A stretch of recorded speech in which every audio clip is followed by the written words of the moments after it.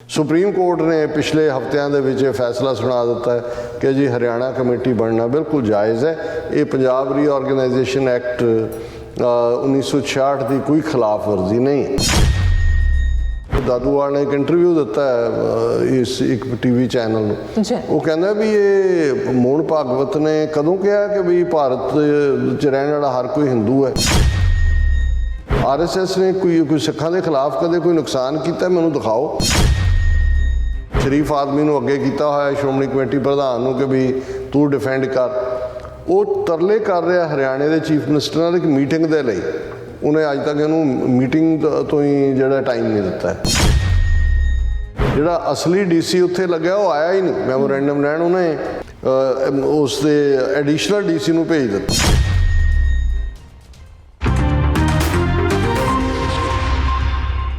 दर्शकों ब्रेक बाद आप सब नूं जी हाँ कहते हैं। सो व्यूअर्स गलबात करन जा रहे हैं कि श्रोमणी कमेटी वालों पिछले दिनी ਅੰਮ੍ਰਿਤਸਰ ਵਿੱਚ ਹਰਿਆਣੇ ਵਿੱਚ ਬਣਾਈ ਜਾ ਰਹੀ ਵੱਖਰੀ ਗੁਰਦੁਆਰਾ ਕਮੇਟੀ ਦੇ ਫੈਸਲੇ ਖਿਲਾਫ ਜ਼ੋਰਦਾਰ ਮੁਜ਼ਾਹਰਾ ਕੀਤਾ ਹੈ। ਸੋ SGPC ਦੇ ਪ੍ਰਧਾਨ ਦਾ ਕਹਿਣਾ ਹੈ ਕਿ RSS ਸਿੱਖਾਂ ਵਿੱਚ ਵੰਡੀਆਂ ਪਾ ਰਿਹਾ ਹੈ। ਸੋ ਹਰਿਆਣਾ ਕਮੇਟੀ ਬਣਾਉਣਾ RSS ਦੀ ਡੂੰਗੀ ਚਾਲ ਹੈ, ਪਰ ਸਵਾਲ ਇਹ ਪੈਦਾ ਹੁੰਦਾ ਹੈ ਕਿ RSS ਦੇ ਸੱਪ ਨੂੰ ਦੁੱਧ ਕਿਸ ਨੇ ਪਿਲਾਇਆ ਹੈ।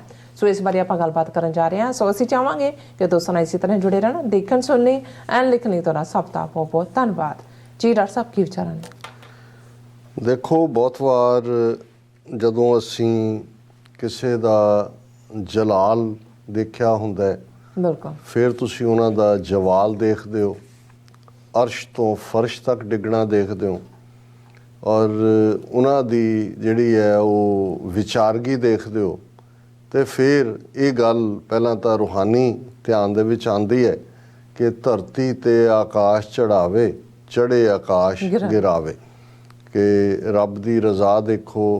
जिहड़े धरती ते हुंदे ने जदों रब उन्हां नूं आसमानां ते लैके जांदा है, जे उस नूं संभाल ना सकण ते फिर वो पटक करके वापस आके धरती दे उत्ते डिग पैंदे ने।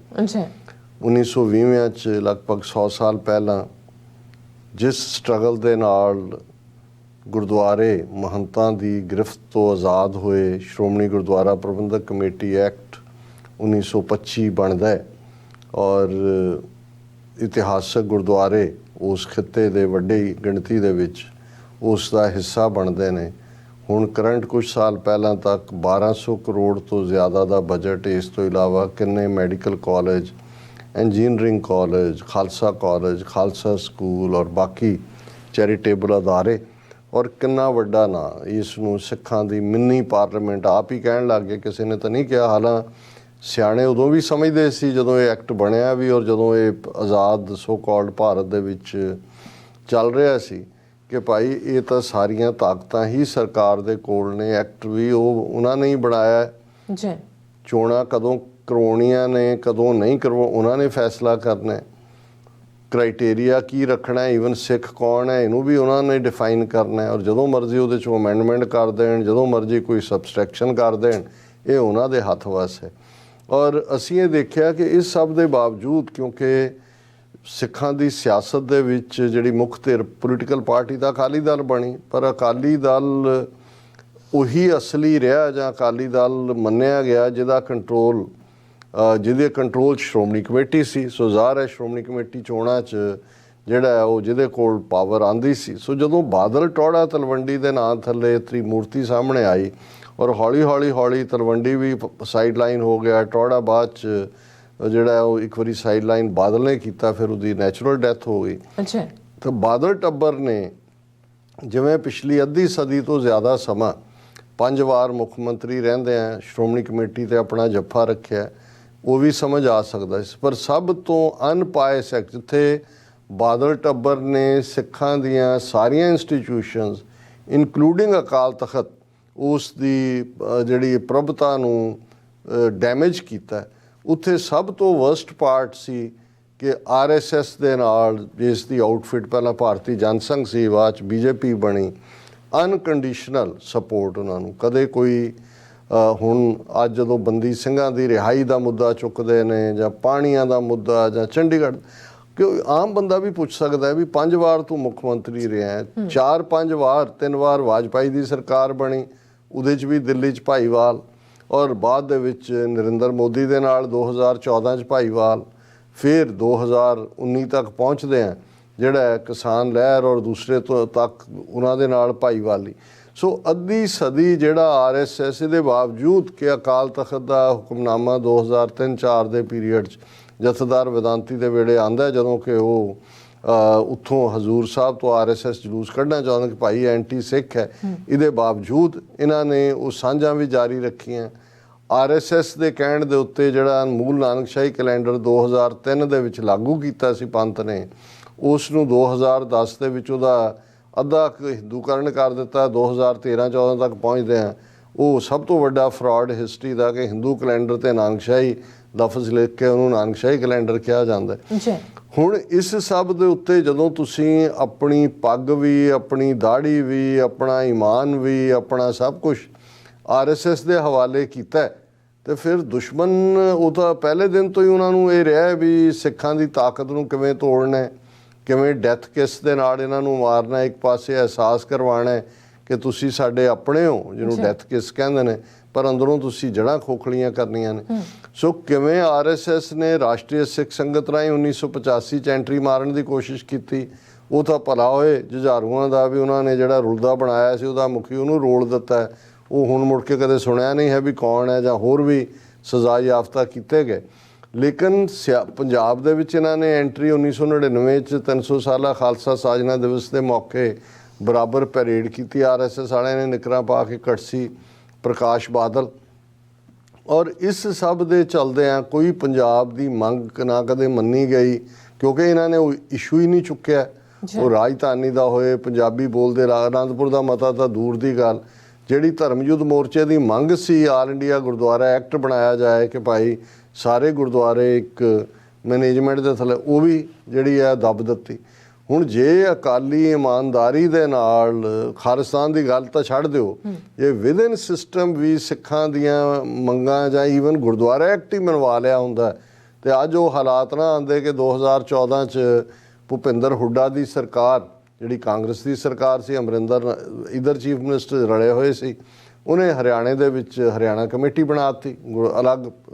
ਹਰਿਆਣੇ 'ਚ 52 ਦੇ ਕਰੀਬ ਇਤਿਹਾਸਕ ਗੁਰਦੁਆਰੇ ਨੇ ਹਰਿਆਣੇ, ਔਰ ਹਰਿਆਣੇ ਦੇ ਸਿੱਖ ਹਮੇਸ਼ਾ ਫਰੰਟ ਲਾਈਨ ਤੇ ਰਹੇ ਨੇ। ਪੰਜਾਬੀ ਸੂਬਾ ਮੋਰਚੇ ਵੇਲੇ, ਧਰਮ ਯੁੱਧ ਮੋਰਚੇ ਵੇਲੇ, ਕੁਰਬਾਨੀ ਕਰਨ ਵੇਲੇ, ਉਹ ਕਿਸੇ ਤੋਂ ਜੁਝਾਰੂ ਲਹਿਰ ਵੇਲੇ ਵੀ ਉਹ ਕੋਈ ਪੰਜਾਬ ਦੇ ਸਿੱਖਾਂ ਤੋਂ ਪਿੱਛੇ ਨਹੀਂ ਨੇ, ਕੋਈ ਹਰਿਆਣੇ ਦੇ ਸਿੱਖਾਂ ਦੇ ਨਾਲ ਰੌਲਾ ਨਹੀਂ ਹੈ। ਪਰ ਦੁਸ਼ਮਣ ਨੇ ਉਹ ਇਹ ਸਮਝਦੇ ਸੀ ਵੀ ਅਕਾਲ ਤਖਤ ਇੱਕ ਸੈਂਟਰਲ ਪੁਆਇੰਟ ਹੈ, ਸ਼੍ਰੋਮਣੀ ਕਮੇਟੀ ਪੰਜਾਬ, ਹਰਿਆਣਾ, ਹਿਮਾਚਲ, ਚੰਡੀਗੜ੍ਹ ਦੀ ਸਿੱਖਾਂ ਦੀ ਨੁਮਾਇੰਦਾ ਬਾਡੀ ਹੈ। ਕਿੱਥੇ ਤਾਂ ਇਹ ਮੰਗ ਕਰ ਰਹੇ ਸੀ ਕਿ ਬਾਕੀ ਜਿਹੜੀਆਂ ਕਮੇਟੀਆਂ ਨੇ, ਪਟਨਾ ਸਾਹਿਬ, ਹਜ਼ੂਰ ਸਾਹਿਬ ਜਾਂ ਜੰਮੂ ਕਸ਼ਮੀਰ ਗੁਰਦੁਆਰਾ ਬੋਰਡ, ਇਹ ਗੁਰਦੁਆਰਾ ਐਕਟ ਦੇ ਥੱਲੇ ਇੱਕ ਬਾਡੀ ਦੇ ਥੱਲੇ ਲਿਆਂਦੀ ਜਾਏ।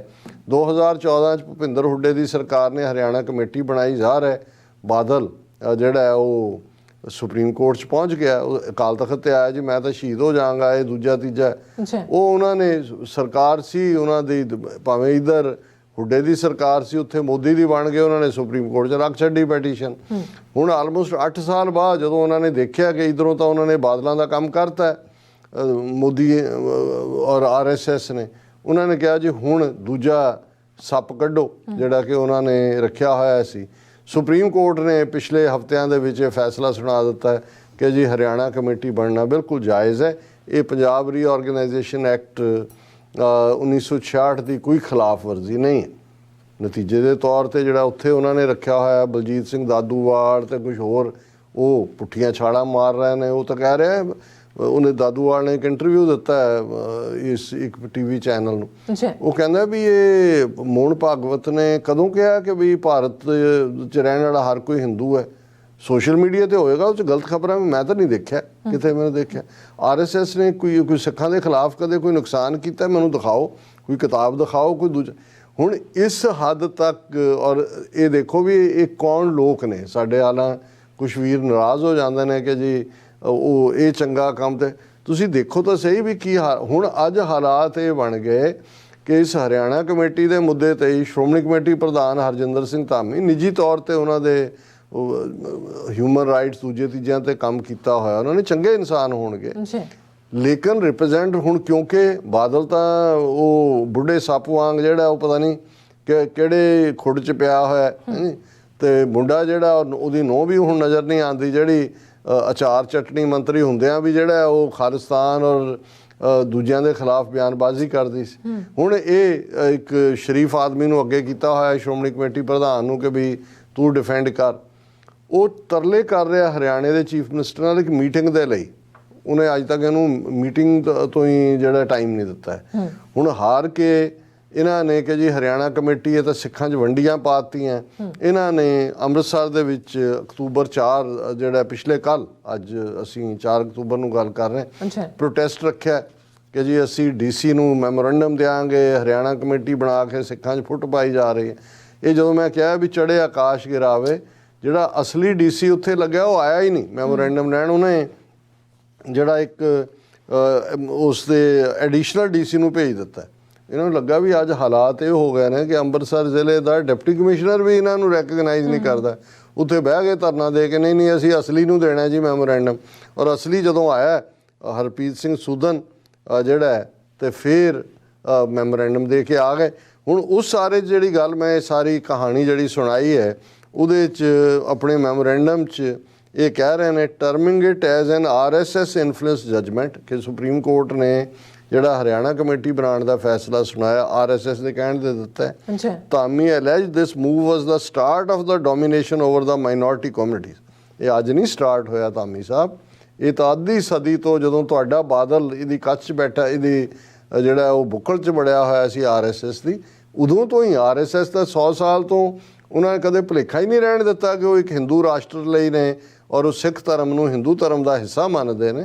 ਤੁਹਾਨੂੰ ਹੁਣ ਨਜ਼ਰ ਆਇਆ ਕਿਉਂਕਿ ਤੁਸੀਂ ਪਾਵਰ ਤੋਂ ਬਾਹਰ ਹੋਏ ਹੋ, ਤੁਹਾਡਾ ਆਕਾ ਪਾਵਰ ਤੋਂ ਬਾਹਰ ਹੋਇਆ ਔਰ ਉਹਨਾਂ ਨੇ ਬੜੀ ਕਲੀਅਰਲੀ ਧਾਮੀ ਨੇ ਇਹ ਕਿਹਾ this memo alleged that SGPC was being bifurcated under the influence of RSS in the garb of law। ਹੁਣ ਉਹ ਸਿੱਧੇ ਤੌਰ ਤੇ ਕਹਿ ਰਿਹਾ ਕਿ ਸੁਪਰੀਮ ਕੋਰਟ ਤੋਂ ਹੀ ਫੈਸਲਾ RSS ਨੇ ਕਰਵਾਇਆ। ਗੱਲ ਗਲਤ ਨਹੀਂ ਹੈ, RSS ਨੇ ਕਰਵਾਇਆ, ਪਰ ਇਹ ਕਹਿਣਾ ਕਿ ਜੀ ਅੱਜ RSS ਬਾਈਫਰਕੇਟ ਕਰ ਰਿਹਾ। ਹੁਣ ਇਹ ਆਪਣੇ ਆਕਾਵਾਂ ਨੂੰ ਪੁੱਛੋ ਜਿਨ੍ਹਾਂ ਨੇ ਅੱਖਾਂ ਬੰਦ ਕਰਕੇ ਜਿਹੜਾ ਉਹ ਸਿੱਖ ਵੱਖਰੀ ਪਛਾਣ ਨੂੰ RSS ਦੇ ਹਵਾਲੇ ਕੀਤਾ। ਬਿਲਕੁਲ ਡਾਕਟਰ ਸਾਹਿਬ, ਤੁਹਾਡਾ ਬਹੁਤ ਬਹੁਤ ਧੰਨਵਾਦ। ਸੋ ਇਥੇ ਨੇ ਬ੍ਰੇਕ ਫਿਊਅਰਸ ਤੁਸੀਂ ਇਸੇ ਤਰ੍ਹਾਂ ਬਣੇ ਰਹਿਣਾ। ਮਿਲਦੇ ਹਾਂ ਆਫਟਰ ਦਿਸ ਸ਼ਾਰਟ ਬ੍ਰੇਕ।